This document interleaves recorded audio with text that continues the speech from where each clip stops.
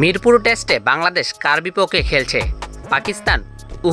ব্রডকাস্টারদের graphics দেখলে আপনার মনে হবে টাইগাররা আসলে খেলছে ভারতের বিপক্ষে, কিন্তু পাকিস্তানের জার্সিতে। এই দেখুন কাণ্ড। ফক্স ক্রিকেটের ভুলে রাতারাতি পাকিস্তানের নাগরিকত্ব পেয়ে গেছেন রোহিত শর্মা। শুধু তাই নয়, তিনি এখন পাকিস্তানের ক্যাপ্টেনও। অধিনায়কের জায়গায় স্ক্রিনে জ্বলজ্বল করছে রোহিতের নাম। শুধু রোহিত একা নন, সাথে আছে পুরো পল্টন। শুভমান গিল, রিঙ্কু সিং, শিবম দুবে থেকে শুরু করে ভারতের প্রায় পুরো স্কোয়াডই এখন পাকিস্তানের টেস্ট একাদশে।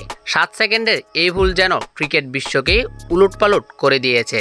সোশ্যাল মিডিয়ায় এখন হাসির রোল। কেউ বলছেন পাকিস্তান কি ইন্ডিয়ান প্লেয়ার ভাড়া করলো, আবার কেউ বলছেন রোহিত ভাই কি ভুল করে করাচি চলে গেছেন। মাঠের খেলার চেয়ে এই আজব ভুল নিয়ে এখন বেশি মাতামাতি। তো আপনার প্রিয় পাকিস্তানি প্লেয়ারের নাম কি এখন রোহিত শর্মা? কমেন্টে জানান। Shahidul Alam Nahim, news now sports.